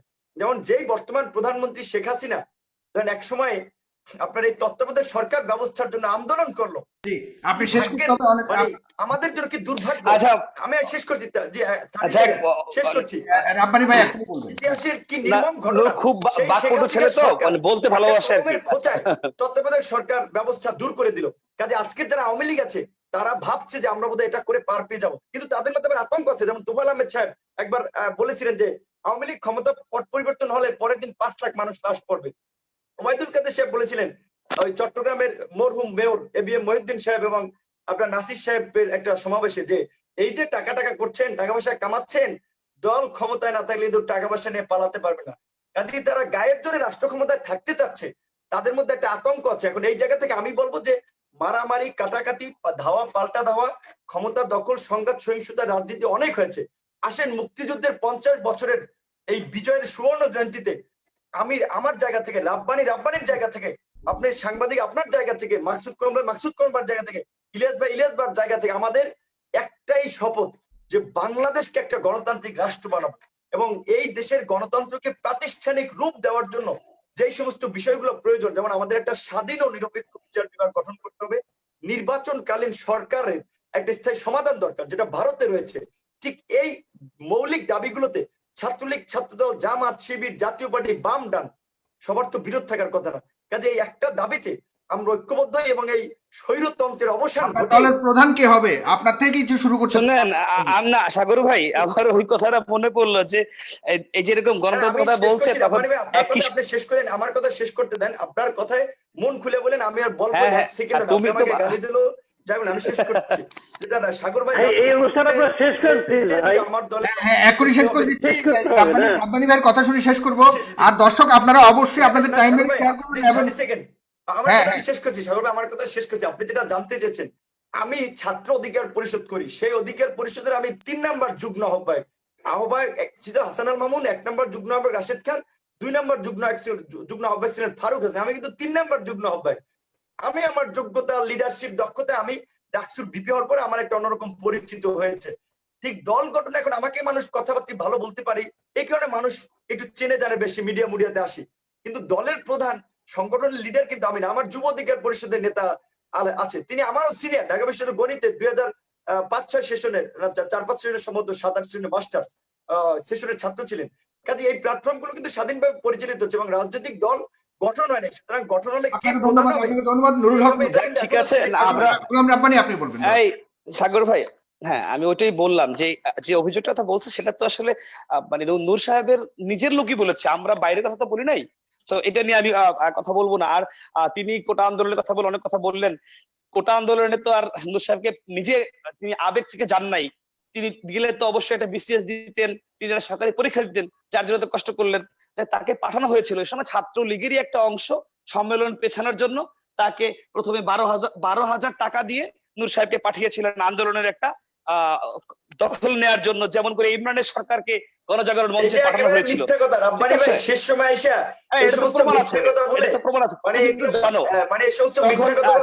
তখন নূর মহসিন হলের উপসম্পাদক। আরো ইন্টারেস্টিং ঘটনা বলি, যেমন নূর সাহেব হচ্ছে কিন্তু তার যে হাসান আল ওই রাশেদ কিন্তু সিনিয়র, প্রথমে নিয়েছিল সে জিএস পদ, যখন জিএস এর ফর্ম নিয়েছে, যখন দেখলো যে না জিএস এর ফর্মে আমারই আসছে, তখন নুরজি কিন্তু আমাকে ফোন করলো যে না আমি ভাই এখন ভিপিতে ট্রান্সফার করব। কারণ এখান রাব্বানি ভাই মরতে হবে, করোনার মধ্যে মানুষ কিন্তু ভালো মানুষও মারা যাচ্ছে। এই সমস্ত মিথ্যা কথা করে শেষ সময় অন্যকে বিতর্কিত করে নিজের ফলন নেওয়ার একটা ধান্দাবাজি, মার্কেট দ্বারা ধান্দাবাজি করেন না।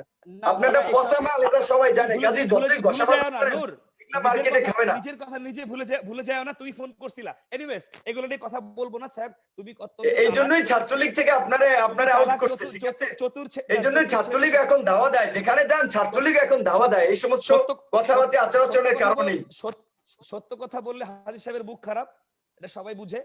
এনিওয়েজ যাক, তুমি পারবা, তোমাকে দিয়ে হবে বাংলাদেশে, ঠিক আছে? এরকম এরকম চালু মাল দরকার। এনিওয়েজ যেটা বলতে যাই হয়েছে, আমরা চাই সবাই মিলে সামনে 2020 সাল 2041 সালের মধ্যে উন্নত বাংলাদেশ চাই আমরা, তাই না? সুতরাং যে যেখানে আছে, এখানে নূর সাহেবের চিন্তা মাথায় গণতন্ত্র, আমার চিন্তা সুনিক বাংলাদেশ, উন্নত বাংলাদেশ, আমি আমার জায়গা থেকে বলছি। সুতরাং এই জায়গাটায় ইলিয়াস ভাইরা, এই যে নূর সাহেবরা, আমাদের মাসুদ কামাল ভাইরা আছেন, সবাই সবার জায়গা থেকে আসেন, একসঙ্গে মানুষের জন্য কাজ করি। আমি রাজনীতি বলতে ভাই সিম্পলি বুঝি মানুষের সেবা করা, অন্যায়ের প্রতিবাদ করা। এই দুটো জিনিস আমি যখন যেখানে ছিলাম সেখান থেকে আমার সাধ্যমতো করেছি, ইনশাল্লাহ আগামীতে করব। ন্যায়কে ন্যায় বলবো, সাদাকে সাদা, কালোকে কালো বলবো, দিনকে দিন, রাতকে রাত বলবো। সুতরাং এটাতে আমার যাই হোক, আমি বঙ্গবন্ধু আমার স্ট্যান্ডার্ড, আমি তাকেই ফলো করার চেষ্টা করি। সুতরাং এটুকু বললাম। ইলিয়াস ভাই, আপনি অনেক পজিটিভ কথা বলছেন, কিন্তু অনেক ক্ষেত্রে পক্ষপাতদুষ্ট হয়ে গেছে, হবে স্বাভাবিক। আপনি একটা আদর্শকে ধারণ করেন। সকল আদর্শ বাইরের কান্ট্রি গুলোতে, ইউএসএ বল, আপনি ইউএসএ আছেন, ইউএসএ ইউকে তে কি হয় যে রিপাবলিক না ডেমোক্রেটিক হোয়াটএভার, দেশের স্বার্থে সবাই এক, দেশের উন্নয়নে, জনগণের কল্যাণে সবাই এক। অন্ধের মতো বলে না এটা ভালো না, এটা খারাপ, এটা বলে না। আসলে আমরা ওই প্র্যাকটিসে শুরু করি। কানাডা যে প্র্যাকটিস, ওই প্র্যাকটিস করে, যে ক্ষমতায় আওয়ামী লীগ আছে না বিএনপি আছে, কে আছে, যেটা দেশের স্বার্থে আছে, সবাই মিলে কাজ করি। তো আমার মনে হয় এখন ইটস জি, আপনাকে শোনা যাচ্ছে না রাব্বানি ভাই, আপনাকে শোনা যাচ্ছে না। জি, অনেক ধন্যবাদ। আপনার লাস্ট কথা আমরা জাস্ট 5টা ওয়ার্ড মনে শুনিনি, তবে হ্যাঁ, জি, মাসুদ কামাল ভাই, আপনার 1 মিনিট না 30 সেকেন্ডে আপনার থেকে বিদায় নিচ্ছি। ধন্যবাদ আপনাকে। আমি আসলে এই লম্বা আলাপ হলো তো, মাসুদ কামাল ভাইয়ের সময় দিতে হবে। মাসুদ কামাল ভাই, আপনার কোনো সময় নেই, আপনি বলেন, আপনি যে এতক্ষণ কষ্ট করে। ঠিক আছে, আপনি আমি আসলে শুনতেছিলাম, আমি একটু শাসন করেন। একটা জিনিস হলো কি, আমি বলি, আমি শেষ করে দিচ্ছি আমার বক্তব্য, বেশি লম্বা সময় নিব না, কারণ আমি নিজেও টায়ার্ড।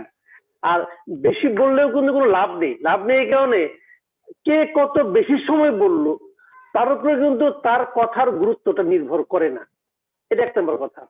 2 নম্বর কথা হলো যে আসলে কথাটা কতটা কার্যকর, সেটা হলো ইম্পর্টেন্ট। এটা হলো দেখেন, আমরা এখানে 4 জন আছি, আপনি আছেন উপস্থাপক 5 জন, আর তাছাড়া আপনারা হিসাব দিলেন, আমি অত দেখিনি যে কয়েক হাজার লোক শুনতেছে। তারা কিন্তু শোনার সময় স্টপ ওয়াচ নিয়ে বসে না, কে বেশি বললো না, 18,000 মানুষ। ওনারা কিন্তু সবার হাতে স্টপ ওয়াচ নাই, ওনারা কিন্তু এভাবে হিসাব করে না যে কে টানা কত বেশি বললো, অথবা কে অন্যকে বলতে না দিল, তার উপর মার্কিং করে তার হাতে একটা পদক ধরিয়ে দিবে। এটা কিন্তু হয় না। তারা ওই 2-3 কথাকে গুরুত্ব দেয় যে কথাটা কার্যকর কিনা। আর আমাদের একটা সমস্যা আছে, বাংলাদেশের মানুষের একটা সমস্যা আছে, এটা হলো কি, আমরা না হাততালিতে বিভ্রান্ত হই। বিভ্রান্ত হই কিভাবে? যেমন 24,000 লোক দেখতেছে, আমি বিরাট খুশি, আমাদের 24,000 লোক দেখতেছে, কিন্তু এটা কিন্তু কোনো আসলে না, আপনার ব্যারোমিটার নয়। হাততালিটা, অনেক হাততালি দেওয়ার নেতা বাংলাদেশে আসছে, আবার হারিয়েও গেছে। হাততালিটা ইম্পর্টেন্ট না, ইম্পর্টেন্ট হলো আপনি নিজের বিবেককে প্রশ্ন করেন, আপনি কি বলছেন, তার জন্য বলছেন, দ্যাট ইজ ইম্পর্টেন্ট। আর আরেকটা জিনিস হলো কি, যে আমাদের আরেকটা সমস্যা আছে, ওই বলা হয় একটা প্রবাদ যে বাঙালি না থামতে জানে না। যখন শুরু করে তখন তারা যে গাড়িটা চালায়, ওই গাড়িতে ব্রেক নাই, আর সব আছে, ব্রেকটাই সমস্যা। স্বাধীন হতো না, থামিনি বলেই তো এত শর্ট সময়ের মধ্যে বাংলাদেশের মতো দেশ স্বাধীন হয়েছে, পৃথিবীতে আর কোনো দেশ। এখানে আর একটা কথা ভুল বললেন, 9 মাসের স্বাধীনতা থামিনি আমরা, থামিয়ে দেওয়া হয়েছে। ঝামেলা ছিল রে ভাই, থামিয়ে দেওয়া হয়েছে। যে আর বেশি দিন যুদ্ধ চললে ঘটনা অন্যরকম হতো। দেখ, এটা অন্য প্রসঙ্গ, আরেকদিন বসেন ওটা নিয়ে আলাপ করবনি। তো এটা হলো অন্য জিনিস। তো আমার মূল বক্তব্য হলো কি, যে আমাদের দরকার হলো সহনশীলতা, আমাদের দরকার হলো পরমতকে শ্রদ্ধা করা, অন্যের মতটাকে শোনা। যেমন নূরের কথা বলি আমি, নূর উনি ভিপি ছিলেন, উনি অবশ্যই জনপ্রিয়তা পেয়েছেন, নাহলে ভিপি হলেন কি করে? ভোটেই তো হয়েছেন। আবার ওনার সঙ্গে আলোচনা হচ্ছে, দল করছেন, উনি একাই সব সিদ্ধান্ত নিচ্ছেন, এগুলো হচ্ছে, কিন্তু হচ্ছে। আমাদের দেশের রাজনীতির স্টাইলটা এরকম, আমি যা করব সেটাই ঠিক, তুমি আমার কথা শুনবে না, তুমি বহিষ্কার। এটা তো আমরা হাইপোথিসিসলি বলছি, কিন্তু ওনার দল থেকে কেউ কিন্তু এ পর্যন্ত অভিযোগ করেনি যে উনি না, আমি তা বলছি না, আমি সেটা বলছি না। আমার কথা হলো কি, যে এই বিষয়গুলো বলছি এই কারণে যে এখান থেকে আমাদের একটা শিক্ষা দিতে হবে। আপনি যখন গণতন্ত্রের কথা বলবেন, তখন আপনার নিজের মধ্যে সে গণতান্ত্রিক আচরণটা থাকতে হবে। এবং আমি আশা করি নূর ইয়াং ম্যান, রাব্বানি কেউ ইয়াং, ইলিয়াস দেশে কখনো ফিরবে কিনা আমার সন্দেহ আছে। যদি সরকার পতন হয়ে তাহলে সে ফিরবে। তার হাতে আমি সাংবাদিকতার বিকাশ দেখতে চাই। আমরা তো গন কেস, আমরা বুড়া হয়ে গেছি, আর কয়দিন আছি আর। কিন্তু আমি সবাই চাই যে আমাদের জাতি কিন্তু তাকিয়ে আছে ইয়াংদের দিকে।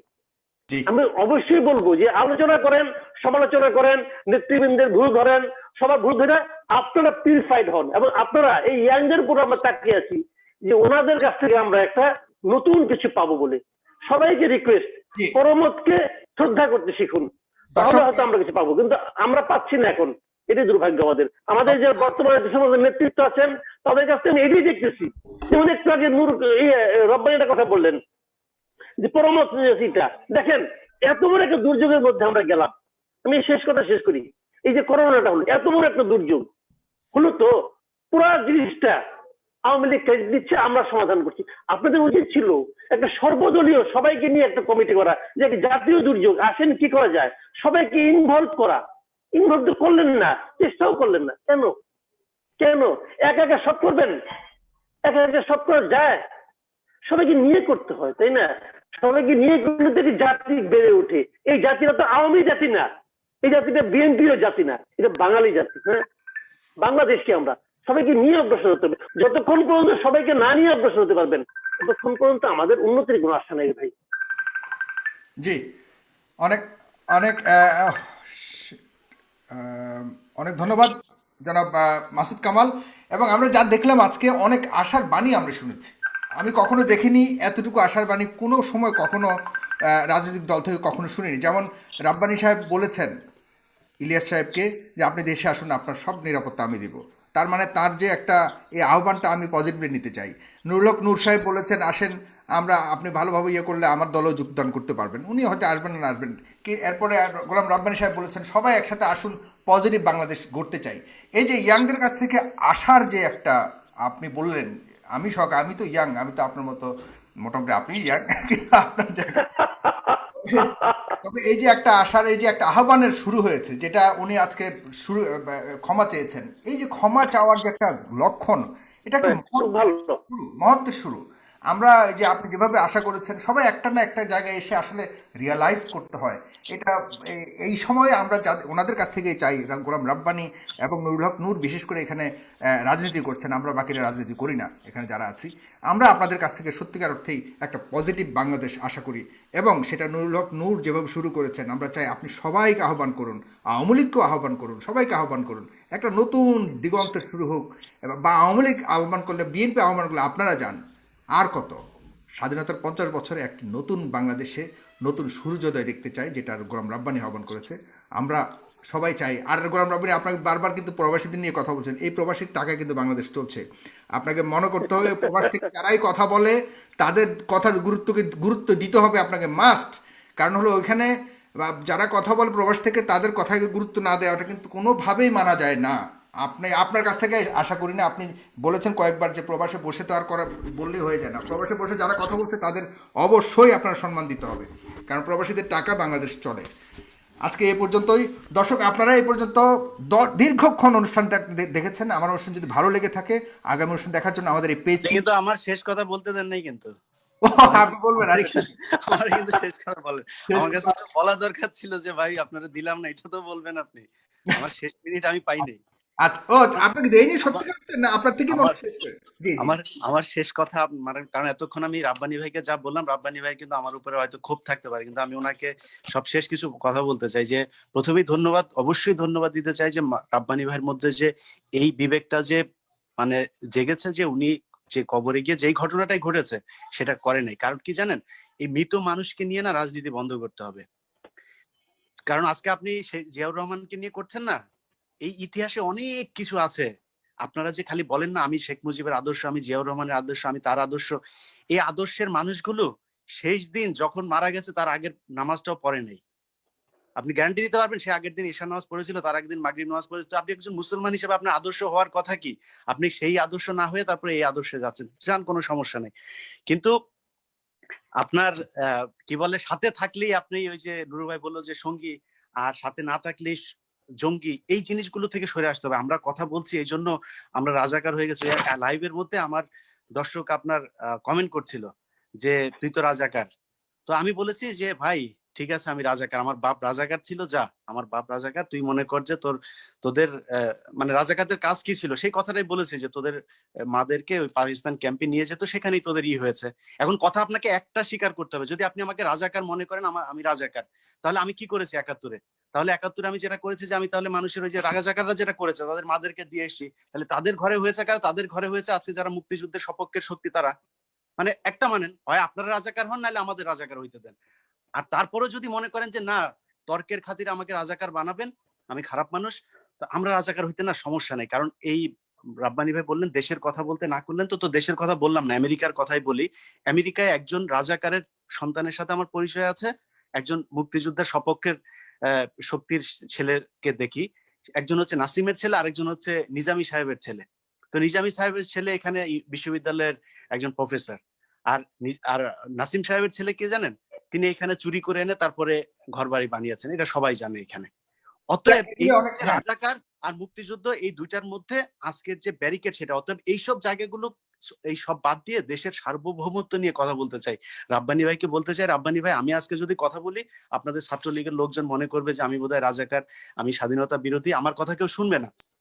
আপনি যেহেতু ওই দলটাতে আছে, এই দলের লোকদেরকে বুঝান। আপনি বলছেন তো আপনি খুব ভালো কাজ করেন, একটা কাজ করতে পারবেন আপনি, আজকে একটা ভাই আপনার কথা শোনা যায় না, সামহাও আপনার ওখানে প্রবলেম। হ্যাঁ, আপনার ফেসবুকের কোনো একটা করতে পারবেন যেখানে আপনি বলবেন যে ভারত যে আমাদের সীমান্তে মানুষ খুন করছে সেটার বিরুদ্ধে একটা দিতে পারবেন, পোস্ট করতে পারবেন? পারবেন না, কারণ ওই জায়গাতেই আপনারা আটকানো থাকবেন। সবশেষ যেটা বলতে চাই, বাংলাদেশে আমরা মুসলমান, তো আমাদের মধ্যে মুসলমানের যে ইগো সেটা কিন্তু খুব বেশি কাজ করে, অতএব এই জায়গাটায় হাত দিয়েন না।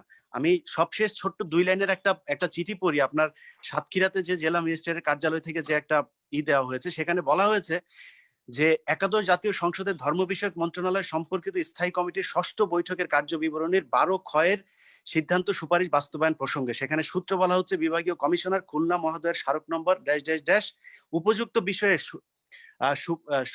আপনার স্মারকে একাদশ জাতীয় সংসদের ধর্ম বিষয়ক মন্ত্রণালয় সম্পর্কিত স্থায়ী কমিটির ৬ষ্ঠ বৈঠকের কার্যবিবরণীর ১২ অনুযায়ী সিদ্ধান্ত সুপারিশ বাস্তবায়নের জন্য অনুরোধ করা হলো। সিদ্ধান্ত সুপারিশ কি?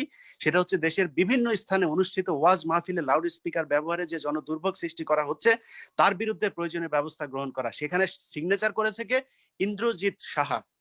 রাব্বানী ভাই আপনি কি বিশ্বাস করেন আজকে ইসলাম ধর্মের বিরুদ্ধে বাংলাদেশে যা হচ্ছে, ভারতকে যেভাবে আমাদের দেশে প্রতিষ্ঠিত করা হচ্ছে, এটাকে আপনি মানেন? যদি মানেন তাহলে আর কিছু বলার নাই, যদি না মানেন তাহলে এই জায়গায় আসেন। ভাই দুর্নীতি আপনি করেন, আমি করেন, বাংলাদেশের সবাই দুর্নীতিবাজ। ওই ঢাকা মেডিকেলে পাঠান, যে সারাদিন দুর্নীতির বিরুদ্ধে কথা বলে, দুর্নীতির বিরুদ্ধে কথা শুনতে চায়, ওরা ঢাকা মেডিকেলে পাঠান। ও চিন্তা করবে যে ওই যে লাইনে দাঁড়ানোর সময় তখন চিন্তা করবে কেমনে ১০ টাকা দিয়ে সিরিয়ালটা ভেঙে আগে যাওয়া যায়। অতএব আমরা সবাই, আমাদের এই সিস্টেমটাই করাপ্টেড। অতএব এই জায়গায় কথা বলে লাভ নেই, ভারতের জায়গায় আসেন আর ধর্মের জায়গায় আসেন। আজকে আপনাদের দলের নেতারা এই যে হাফেজদের বিরুদ্ধে কথা বলছে যে তোরে বেড়া পেটা পিটায় তারপরে মাদ্রাসায় পাঠাইছে, আমি এমনি পড়ছি, তুই হাফেজ হয়ে কি করবি? হাফেজ এই এদের বিরুদ্ধে কথা বলে ইনডিরেক্টলি কার বিরুদ্ধে কথা বলছেন জানেন? আজকে যে কোরআন শরীফটা পড়েন, এই কোরআন শরীফটা হযরত মুহাম্মদ সাল্লাল্লাহু আলাইহি সাল্লামের উপরে যখন কোরআন নাজিল হয়েছে তখন এই হাফেজরাই, তার সাহাবীরাই হচ্ছে গিয়ে এই কোরআনগুলো মুখস্থ করে রেখেছিল। যখন উসমান রাদিয়াল্লাহু তাআলা আনহু যখন কিনা এই কোরআন আপনার বিভিন্ন আর আসলে এটা গোলাম রাব্বানী সাহেব আপনি কিছু একটা বলছিলেন বা বলতে চাচ্ছেন, কিন্তু আমি তাকে শুনতে পাই। আপনারা কি শুনতে পাচ্ছেন? আমার এখান থেকে কোনো মিউট করা নাই, কিন্তু ওনার ওখান থেকে হয়তো মিউট করা। তো সেই কোরআন শরীফটাই কিন্তু আজকে পড়ছেন, অতএব সেই হাফেজদের বিরুদ্ধে কিন্তু আপনারা কথা বলছেন। এই দুনিয়ায় থেকে আওয়ামী লীগ করে তারপরে ১০ বছর ১৫ বছর ২০ বছর তারপরে আপনি করবেন, আপনারা রাজত্ব করে তারপরে দেশ চালাবেন, জোর জুলুম করে ভোট চুরি করে থাকবেন, এটাই শেষ না। কিন্তু মনে করেন কিছুই হলো না, শেখ হাসিনার জীবন এইভাবেই গেল, তারপরের জীবনে কি জবাব দিবেন? এই যে চিঠিগুলো আজকে বাংলাদেশে এই সময়টাতে সবচাইতে বেশি ওয়াজ মাহফিল হয়, সেগুলো আজকে হতে দেওয়া হচ্ছে না, এগুলোর জবাব দিতে হবে। আর সবশেষে সেই কথাটা বলতে চাই যে বেশ। রাব্বানি ভাই আমাকে বলেছেন যে দেশে আসেন, আপনাকে সব নিরাপত্তা দেওয়া হবে। রাব্বানি ভাই, আপনি আমাকে নিরাপত্তা কি দিবেন? আমি তো আমার জীবনের চিন্তা করি না। ২ নাম্বার হচ্ছে, দেশে গেলে আপনি যে আমাকে নিরাপত্তা দিবেন সেটা আমি বিশ্বাস করব কেমনে? কারণ আপনি আপনার নিজের পদই বাঁচাইতে পারেন নাই। আপনি আমার নিরাপত্তা দেবেন কি? আল্লাহ হাফেজ। জি দর্শক আপনারা না, তবে হ্যাঁ আমি আবারও বলবো, রাব্বানি ভাইও যদি ভালো একটা দল করে, সবাইকে আহ্বান করে, আমি যেতে রাজি আছি। কারণ হলো আজকে বলুক, আর রাব্বানি ভাই আজকে নেতারা ভারতের বিরুদ্ধে নেতার কথা মতো বলুন। আমি গ্রুপ তার সবসময় ভিতরে আছে। পরিষ্কারভাবে বলি যে রাব্বানি ভাই, আমি কোন দলের হয়ে কথা বলতে চাই না। যদি ভারতের থেকে আওয়ামী লীগ আজকে বলে ভারত থেকে সরে এসছে, কালকে আমি আওয়ামী লীগে যোগ দেবো। এই বক্তব্য আমি আমার ইউটিউবে অন্তত ৫ বার বলেছি। সেটা যদি আপনার রাব্বানি ভাইও কালকে করে বলেন। তাহলে আমার দুর্নীতি নিয়ে আমার কোনো অভিযোগ নাই। দুর্নীতি নিয়ে আমার 0% অভিযোগ নাই। দুর্নীতি আমরা সবাই করি। জি, অনেক সুন্দর পজিটিভ আহ্বান করেছেন এবং সবাই ভালো থাকবেন। দর্শক আপনারা অবশ্যই আমাদের পেজটিকে লাইক দিয়ে আমাদের পরবর্তী অনুষ্ঠান দেখার জন্য আমাদের সাথে থাকবেন। ফেস দ্য পিপলের সাথে থাকবেন। ভালো থাকবেন, সুস্থ থাকবেন। ধন্যবাদ সবাইকে, দর্শক এবং অতিথি যারা আসছেন। আল্লাহ হাফিজ।